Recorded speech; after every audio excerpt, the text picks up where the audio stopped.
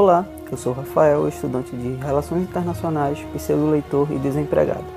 E hoje vamos ver como um país pequeno da América Central, conhecido como Nicarágua, acabou se tornando uma pedra no sapato de Tio Sam e encabeçou um processo de insurreição popular, colocando abaixo uma das ditaduras mais corruptas do século XX.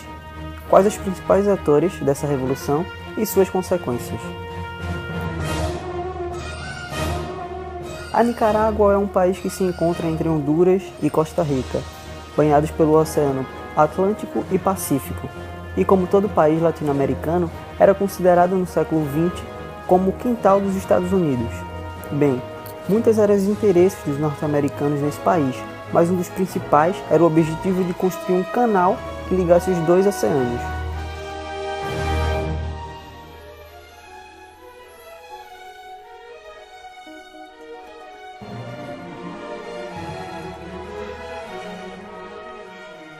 Desde sua independência, a Nicarágua sofreu uma influência direta do governo de Washington, que apoiava a ala conservadora, preservando assim seus interesses. Essas atitudes acabaram fazendo surgir grupos nacionalistas, que passaram a realizar ataques frequentes nas principais cidades do país. Em 1912, o então presidente Adolfo Dias pediu para que os Estados Unidos tomassem conta da situação, o que só piorou a situação. Em 1926, explode um conflito entre liberais e conservadores. Os liberais estavam insatisfeitos com o presidente conservador imposto pelos Estados Unidos. Isso forma um terreno para oposições ao governo, fazendo surgir grupos armados oposicionistas, liderados por José Maria Moncada, Juan Batista Sacasa e por aquele que irá se tornar o símbolo da Revolução, Augusto Calderón Sandino, ou General de Homens Livres, que se encontrava no México e, ao retornar, entra na guerra e organiza seu exército, contando com a participação de mulheres, homens, adolescentes e estrangeiros, e fazendo uso de táticas de guerrilhas e concentrando seu exército nas montanhas. Em 1928, Moncada e Sacasa acabam se rendendo, diferente de Sandino, que não iria descansar até o último Yankee sair da Nicarágua. Como ele mesmo disse, eu prefiro morrer com arma nas mãos do que morrer como escravo. No ano de 1933, Sandino consegue expulsar o exército norte-americano e acordos políticos acabam tornando Sacasa presidente pelo lado liberal. Sacasa escolhe Anastácio Somoza Garcia como chefe da Guarda Nacional. Mesmo com Sandino tendo conseguido expulsar os americanos, sua influência continuava presente na Guarda Nacional, que era treinada pelo próprio governo de Washington. Contudo, a Guarda Nacional continuava realizando ataques aos campesinos e a fome assolava o país. Como o povo confiava em Sandino, iam diretamente a ele fazer reclamações. Isso fez com que Sandino marcasse um encontro com o presidente para repassar as reclamações da população e solicitar a substituição de Somoza como chefe da Guarda Nacional. Infelizmente, esse episódio iria custar sua vida, pois Somoza, junto aos norte-americanos, planejavam seu sequestro e o seu assassinato. Não demorou muito para que Anastácio Somoza desenhasse um golpe de Estado que destituiu Sacasa em 1936, tornando-se assim presidente no ano seguinte. Estava instalada a ditadura dos Somoza, uma das ditaduras mais corruptas da América Latina.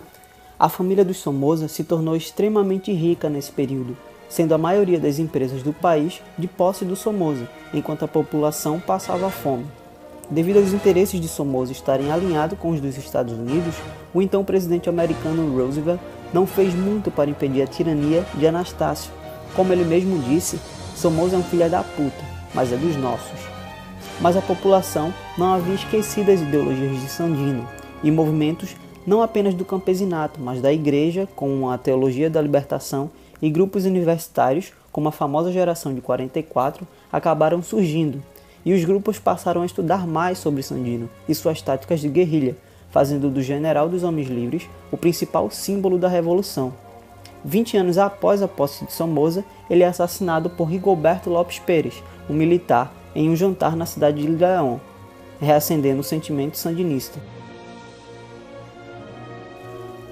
Após esse episódio, seus filhos, Luiz Somoza Debayle, assume a presidência e Anastácio Somoza Debayle, ou Tachito, se torna chefe da Guarda Nacional. Nesse período, a oligarquia já não era mais 100% do lado de Somoza, principalmente devido à concorrência absurda e quase impossível contra os empreendimentos da família, que era praticamente dona de todos os setores mais importantes do país.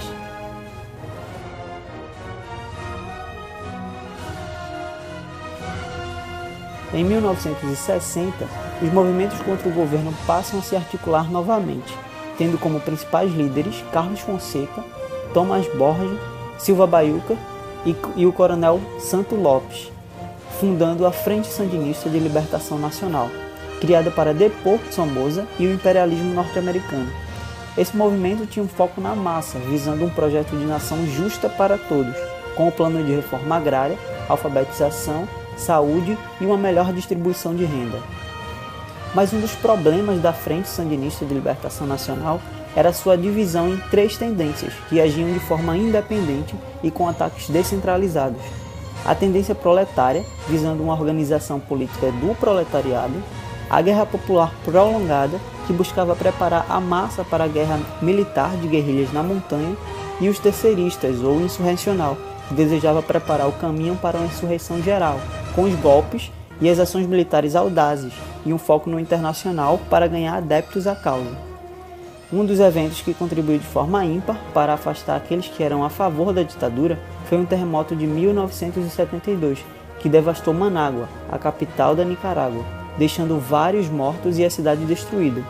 Houve uma comoção internacional de ajuda aos nicaragüenses, mas os recursos doados foram roubados pelo Somoza, o que indignou a classe média, passando a se mostrarem contrários à ditadura.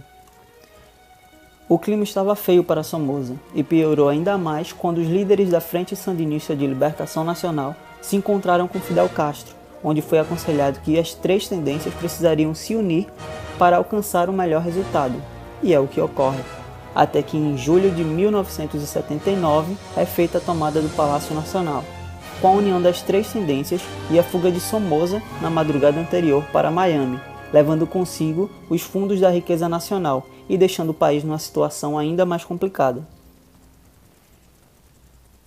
Inicia-se assim a Revolução Sandinista, com a instituição da Junta de Governo de Reconstrução Nacional, composta por 5 membros, tendo como coordenador Daniel Ortega, incluindo além dele mais 2 militares sandinistas e 2 políticos independentes. Apesar de haver um equilíbrio entre as diversas forças oposicionistas na junta, logo a força do movimento sandinista fez-se presente, e em 1985 a junta é dissolvida e Daniel Ortega torna-se presidente da República. Depois de 40 anos sob uma ditadura, a Nicarágua passa por uma transformação que contempla a insurreição popular de forma excepcional. A área da propriedade do povo, a campanha de alfabetização nacional, os ateliês de poesia, a associação de mulheres, entre outros, contribuíram para a reconstrução de uma nova sociedade e uma elevação da consciência das massas que motivou e propiciou a reconstrução de um país em ruínas, sob as ideias da Frente Sandinista. Mas isso não se deu de forma simples. Além de se preocupar com a reconstrução do país e os boicotes de alguns empresários aliados aos Estados Unidos, que procuravam inviabilizar a economia e a revolução, o governo também precisava enfrentar os sucessivos ataques promovidos pelos antigos integrantes da Guarda Nacional, que haviam se refugiado na Costa Rica, conhecido como Exército dos Contras. O apoio da burguesia à Revolução Sandinista partiu de setores que se colocaram contrários ao regime de Somoza, isto é, frações opositoras e democráticas da burguesia de caráter nacional, que apoia os sandinistas e compõe inclusive a junta do governo, que são governos que perderam seu poder político, mas mantiveram-se proprietários, latifundiários e industriais, além de empresários, como Violeta Chamorro, líder liberal, e Afonso Robelo, líder do Partido dos Industriais.